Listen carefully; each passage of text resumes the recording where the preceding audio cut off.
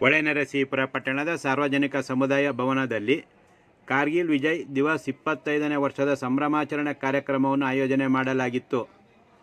ಭಾರತ ಮತ್ತು ಪಾಕಿಸ್ತಾನ ಎರಡೂ ದೇಶಗಳ ನಡುವೆ ಹಲವಾರು ಒಪ್ಪಂದಗಳನ್ನು ಮಾಡಿಕೊಂಡಿದ್ದವು. ಆದರೆ ಒಪ್ಪಂದಗಳನ್ನು ಉಲ್ಲಂಘನೆ ಮಾಡುತ್ತಾ ಭಾರತದ ಜೊತೆಗೆ ಯುದ್ಧಗಳನ್ನು ಮಾಡುವುದು, ಸೋಲುವುದು ಒಂದೆಡೆಯಾದರೆ, ಭಯೋತ್ಪಾದನೆಗೆ ಪ್ರೋತ್ಸಾಹ ಜೊತೆಗೆ ಪದೇ ಪದೇ ಖ್ಯಾತೆ ತೆಗೆದು ಕಾರ್ಗಿಲ್ ಯುದ್ಧ ಪ್ರಾರಂಭಿಸಿದ ಪಾಕಿಸ್ತಾನಕ್ಕೆ ನಮ್ಮ ವೀರ ಯೋಧರು ಹುತಾತ್ಮರಾಗುವ ಜೊತೆಗೆ ಭಾರತೀಯರ ರಕ್ಷಣೆ ಮಾಡಿ ತಲೆ ಎತ್ತಿ ನಿಲ್ಲುವಂತಹ ಅವಕಾಶ ಕಲ್ಪಿಸಿದ ನಮ್ಮ ಸೈನಿಕರ ಸೇವೆ ಸದಾ ಸ್ಮರಣೀಯ ಎಂದು ಬೈಚನಹಳ್ಳಿ ಸರ್ಕಾರಿ ಪದವಿ ಪೂರ್ವ ಕಾಲೇಜಿನ ಪ್ರಾಂಶುಪಾಲ ಕುಮಾರಯ್ಯ ಡಿಕೆ ಹೆಮ್ಮೆಯಿಂದ ನುಡಿದರು.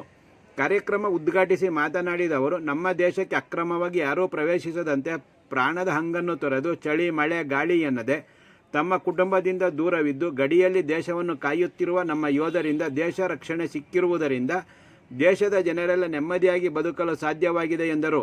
ದೇಶಕ್ಕೆ ಸ್ವಾತಂತ್ರ್ಯ ಸಿಕ್ಕ ನಂತರ ಪಾಕಿಸ್ತಾನ ಅತಿಕ್ರಮ ಪ್ರವೇಶವನ್ನು ತಡೆಯಲು ಯುದ್ಧಗಳಾದವು. ಅಟಲ್ ಬಿಹಾರಿ ವಾಜಪೇಯಿ ಪ್ರಧಾನಿಯಾಗಿದ್ದಾಗ ನಡೆದ ಯುದ್ಧದಲ್ಲಿ ದೇಶಕ್ಕೆ ಅಭೂತಪೂರ್ವ ಗೆಲುವು ಸಿಕ್ಕಿತು. ಈ ಯುದ್ಧದಲ್ಲಿ ನಮ್ಮ ದೇಶದ 527 ಸೈನಿಕರು ಹುತಾತ್ಮರಾದರು.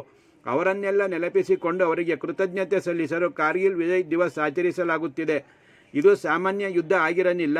-46 ಡಿಗ್ರಿ ಮೈ ಚಳಿಯಲ್ಲಿ ಸಮುದ್ರ ಮಟ್ಟದಿಂದ 16,000 ಅಡಿ ಎತ್ತರದಲ್ಲಿ ಯುದ್ಧ ಮಾಡಿ ಗೆದ್ದ ನಮ್ಮ ಯೋಧರ ಧೈರ್ಯ ಸಾಹಸ ಅವಿಸ್ಮರಣೀಯವೆಂದು ತಿಳಿಸಿದರು. ನಗರ ಪೊಲೀಸ್ ಠಾಣೆಯ ಸಬ್ ಇನ್ಸ್ಪೆಕ್ಟರ್ ಅರುಣ್ ಮಾತನಾಡಿದರು.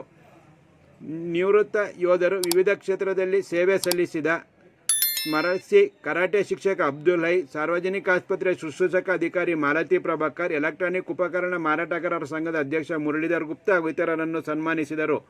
ನಿವೃತ್ತ ಯೋಧರ ಸಂಘದ ಅಧ್ಯಕ್ಷರಾದ ಈಶ್ವರ್, ಕಾರ್ಯದರ್ಶಿ ವಸಂತ್, ನಿವೃತ್ತ ಯೋಧರಾದ ರವಿಕುಮಾರ್, ಮಂಜುನಾಥ್, ಮಹಾದೇವಯ್ಯ, ಬಸಪ್ಪ, ಕೆಎನ್ ರವೀಶ್ ಹಾಗೂ ಇತರರು ಭಾಗವಹಿಸಿದ್ದರು.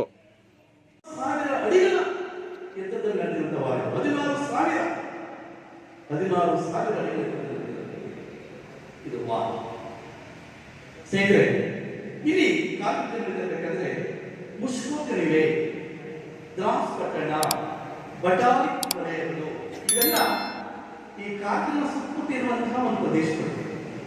ಇವು ಮುಷ್ಕೋಕರಿ ಇರ್ಬೋದು, ದ್ರಾಸ್ ಪಟ್ಟ ಇರ್ಬೋದು, ಕಣಿವೆಗಳು. ಈ ಕಾರ್ಯಕ್ರಮದಿಂದ ಬೇಕಾದ್ರೆ ಈ ಪಟ್ಟಣಗಳು ಯಾವಾಗೂ ಸಹ ಆಗ್ತವಾಗಿದ್ದವು. ಇಲ್ಲೇ ಹೆಚ್ಚು ನಡೆದಿದೆ ಈ ಒಂದು ಸಂದರ್ಭ.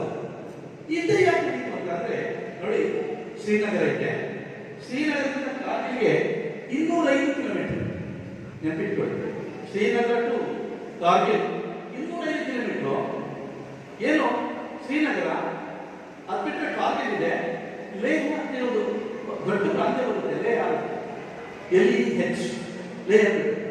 ಇವಾಗೇನು ಪಾಕಿಸ್ತಾನದವರಿಗೆ ಅಲ್ಲಿ NH1D ರಾಷ್ಟ್ರೀಯ ಹೆದ್ದಾರಿ 1D ಅದು ಹೋಗುತ್ತೆ.